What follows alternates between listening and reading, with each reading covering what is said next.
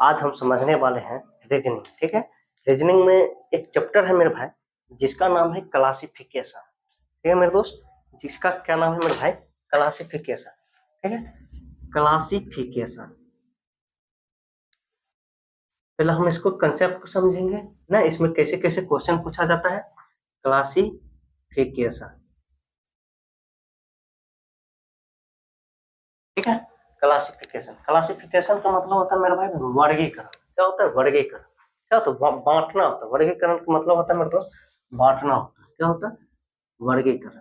ठीक है, इससे एक या दो प्रश्न आपको हर एक कंपटीशन के एग्जाम में देखने के लिए मिलेगा मेरे दोस्त।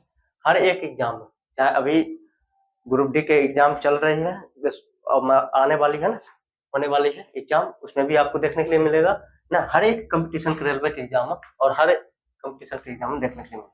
एक बार भाई, इससे क्वेश्चन कैसे पूछा जाता है और किस किस टाइप को पढ़ना है। ठीक है मेरे भाई, इसमें से मेरे भाई तीन तरह का ऑप्शन वाइज बनता है क्वेश्चन। किस तरह से बनते हैं क्वेश्चन? ऑप्शन वाइज बनाया जाता है। ठीक है मेरे भाई, जैसे वर्गीकरण जो है ना, इसमें तीन टाइप से पूछा जाता है ना, तीन तरीका से। जैसे आपसे पूछ लेगा और तीन चार ऑप्शन दिया जाएगा, उसमें से ना एक अलग रहेगा ना, अलग जो अलग रहेगा ना वही आंसर होता है ना। तीन सेम रहेगा ना, तीन को सेम रहता है और एक जो ऑप्शन रहेगा ना वो अलग रहेगा, वो अलग को ही चयन करना रहता है ना। तीन जो रहेगा, तीन एक समान दिखेगा। क्या होगा? तीन तीन option,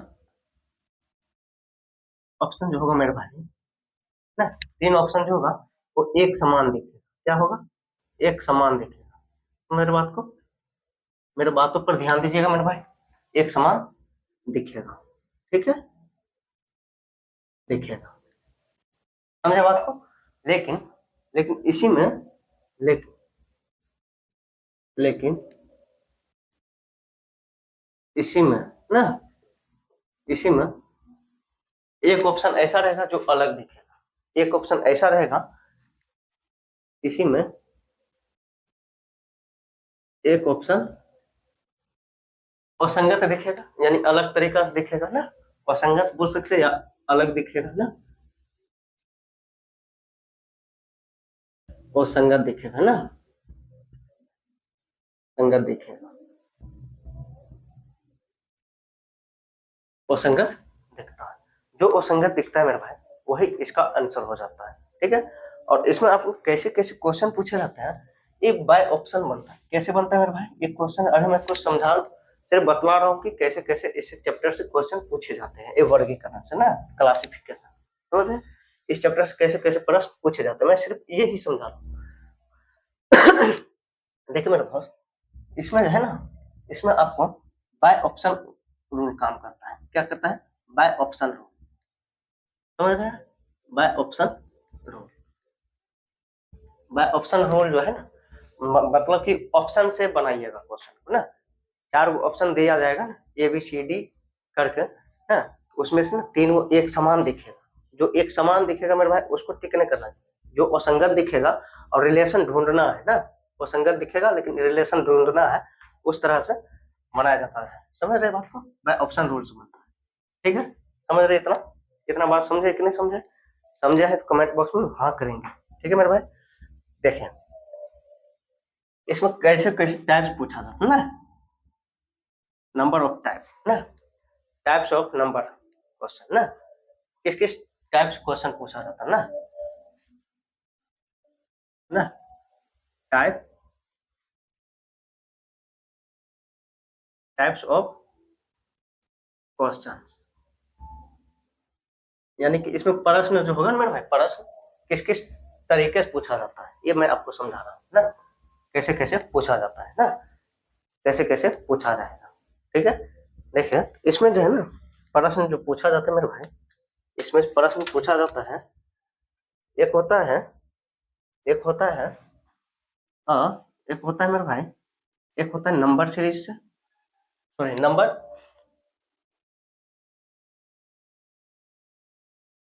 number classification, number classification,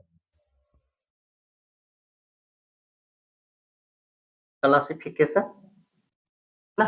एक होगा नंबर मतलब संख्या वर्गीकरण से पूछा जाएगा, जैसे 2 4 ऐसे ऐसे टाइप्स, वर्ग, स्क्वायर, वर्ग में या क्यूब में या फिर रिलेशन देकर यानी संख्या से पूछा जाता है, ठीक है।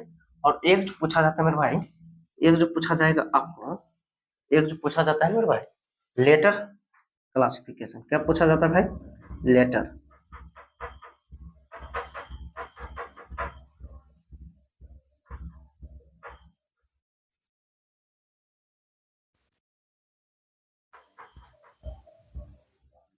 क्या होगा? एक होगा मेरे भाई लेटर क्लासिफिकेशन। समझ रहे बात को? एक नंबर क्लासिफिकेशन यानी संख्या, और एक लेटर क्लासिफिकेशन। लेटर मतलब समझते हो ना, A B C D K L M N O P Q. Letter का मतलब हो गया मेरे भाई अल्फाबेट्स ना, अल्फाबेट्स ना, अल्फाबेट ना। और अल्फाबेट में आ जाएगा वोवेल और कॉन्सोनेंट ना, इसमें आ जाएगा। वोवेल से भी पूछा पूछा जाता है मेरे भाई, वोवेल से पूछा जाएगा, वोवेल। और एगो होगा कॉन्सोनेंट ना, कॉन्सोनेंट। इससे भी टाइप्स पूछा जाएगा यानी अल्फाबेट्स, ठीक है। क्लासिफिकेशन वोवेल जो होता है 5 गो, ए ई आई ओ यू होता है ना। वोवेल क्या होता है मेरे भाई? 5 होता है, ए ई आई ओ और यू होता है, वोवेल 5 गो। कॉन्सोनेंट बच जाएगा 21। कॉन्सोनेंट जितना होगा मेरे भाई 21 वो कॉन्सोनेंट हो जाएगा। समझ रहे हैं? टोटल 26 लेटर होता है अल्फाबेट में, होता है। इस टाइप से आपको इसमें क्वेश्चन देखने के लिए मिलेगा। समझ रहे बात को?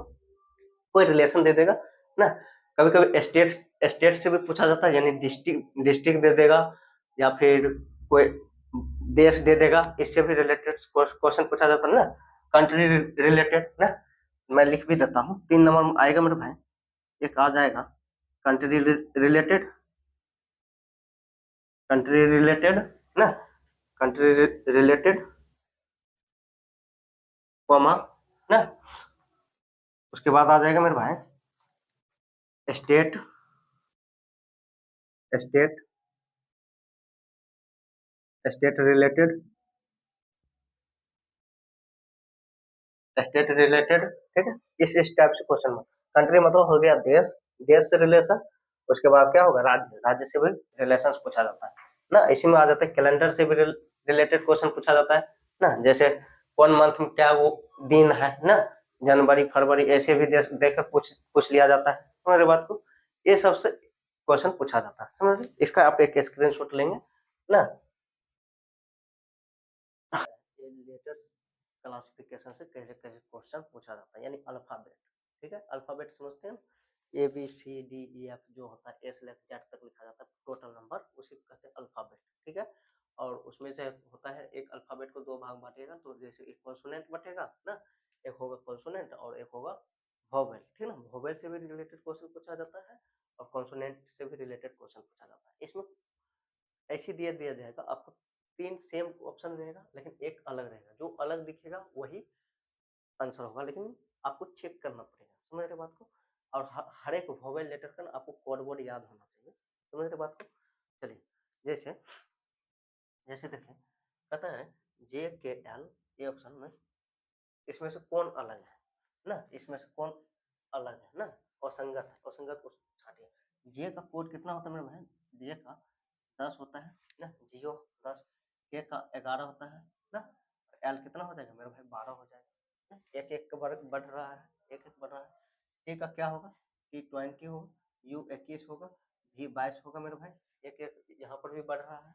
एक्स का एक्स का होता है 24, वाई का होता है 25 मेरे दोस्त, और जेड का होता है 26 फॉरवर्ड। तो मेरे बात को, यहाँ पर जो एक एक बढ़ रही है ना, एक एक बढ़ रहा है ना, यहाँ पर भी एक एक बढ़ रहा है। आगे भी हम चेक चेक करते हैं, देखते हैं। एफ को होता है मेरे दोस्त 6, एच का होता है लेकिन 8, आई का होता है 9 ना।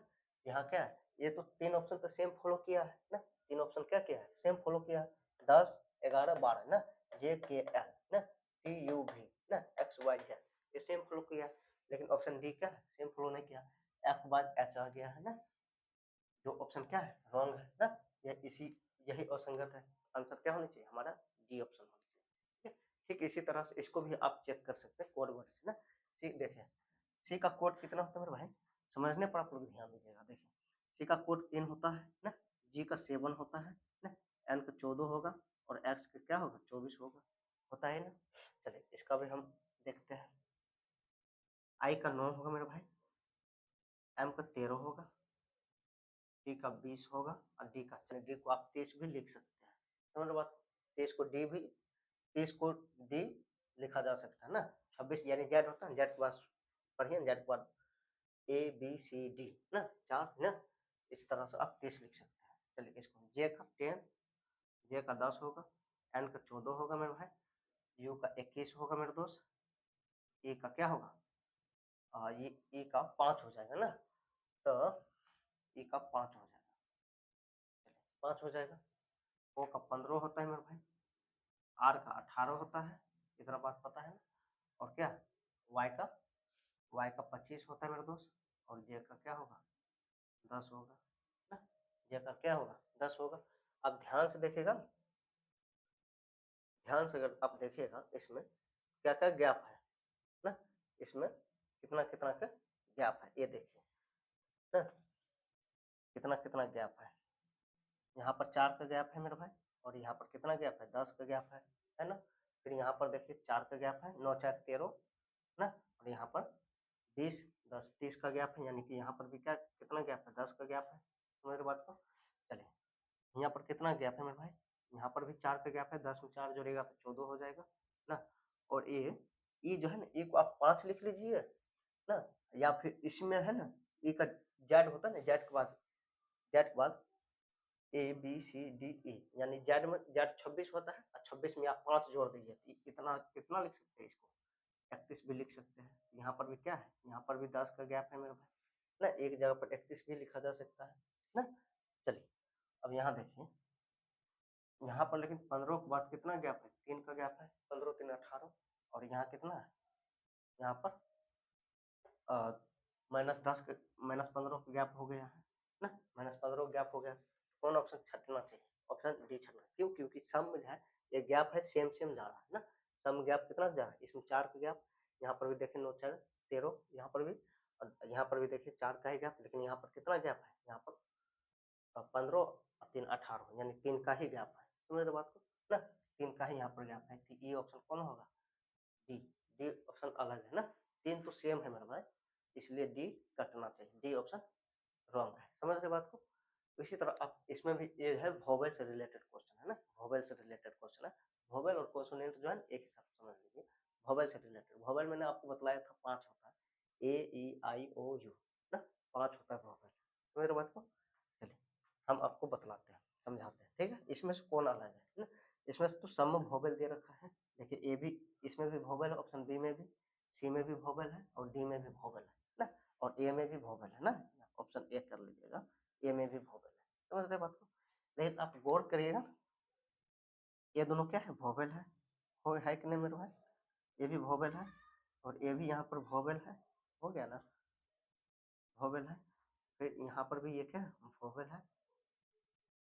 वोवेल है, ये यहाँ पर भी वोवेल है ना। अब देखिए, ये देखिए बी के बाद क्या हो गया, बी के बाद +1 हुआ तो सी मिल गया है ना, एक जुड़ा है, और के के बाद क्या आ जाती है, एल, यहाँ पर भी +1 किया है लास्ट में, फर्स्ट प्लस लास्ट कर दिया तो एक एक जुड़ गया, तो के के बाद एल हो गया है। एम के बाद क्या हो जाएगा मेरे भाई, एन होता है, +1 कर दिया है ना।